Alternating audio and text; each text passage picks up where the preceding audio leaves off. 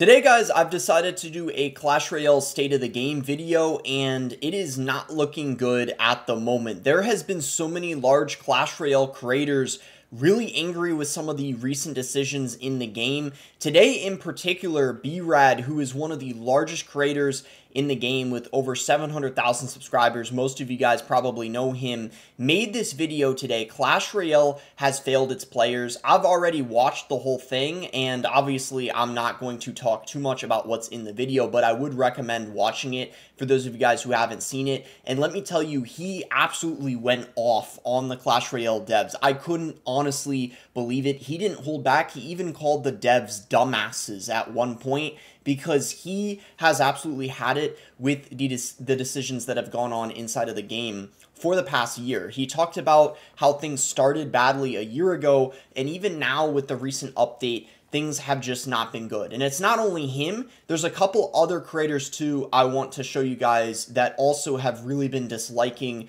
this recent update, and I'm also going to be getting into the reasons why as well. And it's not just B-Rad, guys. There's a lot of large creators in the Clash Royale community and top players that are really annoyed with the state of the game at the moment. Morten, I'm sure, is a guy you guys have heard of in the Clash Royale community. He has over 250,000 subscribers. He normally qualifies to the World Finals every year, obviously has a passion and loves the game, but even he is disliking it right now. A couple days ago, he made a tweet saying, "I never enjoyed Clash Royale less than now. It's a shame what happened to the game I loved." And B-Rad replied to it and said, "Is this just another bad meta post or a genuine dissatisfaction with the game state?" Morten confirms it here and says dissatisfaction with the game state. Another example here, Riley, who I'm sure is another creator you guys might have heard of. He has over 300,000 subscribers, and he's made a few tweets the last few days.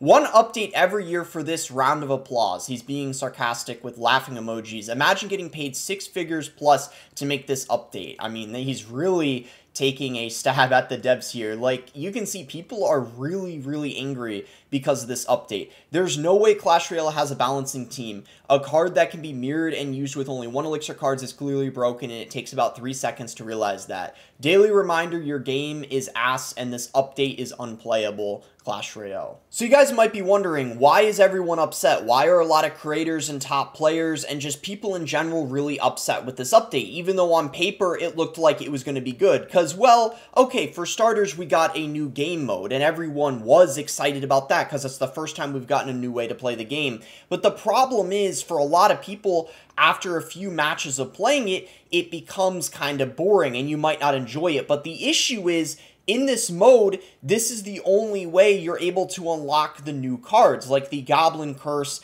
and the Goblin Machine, for example. You're unable to unlock those cards inside of other game modes, unless, of course, you're willing to spend money, of course, on the offers in the shop, like you see here, the Goblin Curse and the Goblin Demolisher, the Goblin Machine, which you can buy in the shop. So that, of course, brings the other issue of all the offers in the shop, but I don't need to bitch about that like I always do. You guys get the idea. But the reason why it particularly becomes a problem in this specific update is because of how broken all 3 of the new Goblin cards are, which is why, in particular, Riley and Morten are really upset, and so many other people, because let me show you guys the stats to back it up so you can see absurdly just how broken these new cards are. So now I have the stats pulled up so you guys can see just how strong these Goblin cards are. It shows you how many people are using a specific card inside of the top 200 here. So if we check the Goblin Demolisher, there's currently 66 people using the Goblin Demolisher in the top 200, which is like a third of the top 200, and Demolisher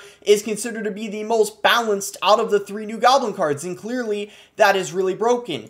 If we check out the Goblin Machine here, and this is after the emergency nerf it got, there is still 62 people using it, which is over a quarter of the top 200. And lastly, the Goblin Curse, which is the most broken out of all of them, there's almost half of the people inside of the top 200 using the new Goblin Curse, 87. And now, I know what a lot of you guys are thinking. People always say this whenever there's a new card. Well, obviously, people are going to be playing it because it's a new card, so it's going to balance out over time. I actually completely disagree. I think, if anything, this number would be higher if everyone had access to these cards. The only reason why not every single person in the top 200 is using one of these Goblin cards is because not everyone can afford the offer, which is what I want to get to now. This point here from B-Rad. Interesting how the most broken card gets an insane value offer, 15 times value at least. They are clearly trying to replicate the Phoenix meta to maximize FOMO profits before it gets nerfed. And as you can see, the Goblin Machine offer in the shop, which was the most expensive out of all of them, and it happened to be the best Goblin card out of all of them. And what happened? Well, it got emergency nerf a couple days after it came out. So it's like they intentionally knew that they were going to, they knew they were going to emergency nerf it, essentially, the machine and the curse. They pretty much knew it was going to happen before they already did, which is why they had these offers to basically try to get as much money as they possibly could. And this is essentially why, everyone is pretty mad, because yeah, the 3 new Goblin cards are pretty cool, but now we see the motive behind it. It's not to add new content to the game necessarily. It's to make 3 new broken cards and essentially make it a requirement that people pay for them. Otherwise, there's no way you're going to be able to climb to the top of ladder or have success with the game because of how strong they are at the moment. And there's a Reddit post here that kind of goes along with the point I'm making quite nicely. I'm shocked majority of players haven't pointed this out yet. This has over 2,000 upvotes here,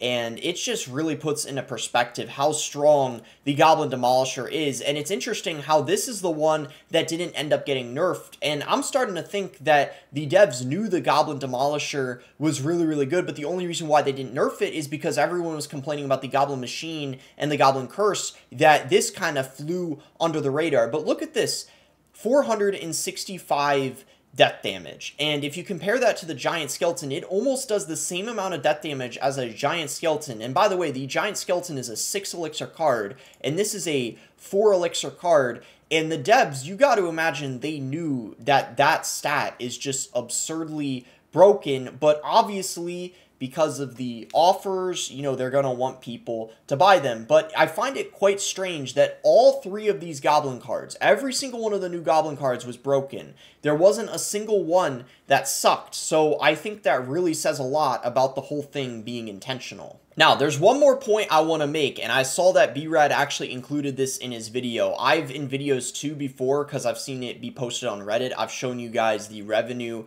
Clash Royale has been making, and it has recently been suffering for them. I mean, you can see Brawl Stars is making 6 times the amount of revenue, and this is showing specifically Android, and then Heyday is almost making the amount of money that Clash Royale is making, and I think that really says a lot. I mean, that's not bashing Heyday in any way, but I think we all know Clash Royale is a more popular game than Heyday. Maybe not at this point in time, maybe now it's pretty close, but that really kind of goes to show the state of where Clash Royale is at right now, which is not good. But the ironic thing is they're doing all these cash grabs and they're not seeing an increase in the amount of money they're making. They're still very far away from Brawl Stars and even Clash of Clans, and I think a big part of it is because a lot of people are starting to catch on. And I think players are really getting better at noticing when an update is authentic and the devs are actually caring about the game, or if they're just looking to get money. So they're less likely to spend money when they know the devs are just being greedy, and it's clear that's the only motive behind the update. Anyways, I hope you guys enjoyed the video. If you found it helpful, make sure to give it a like and subscribe. You can also use creator code BOSS to support me in any Supercell game. Let me know in the comments if you guys agree with what I'm saying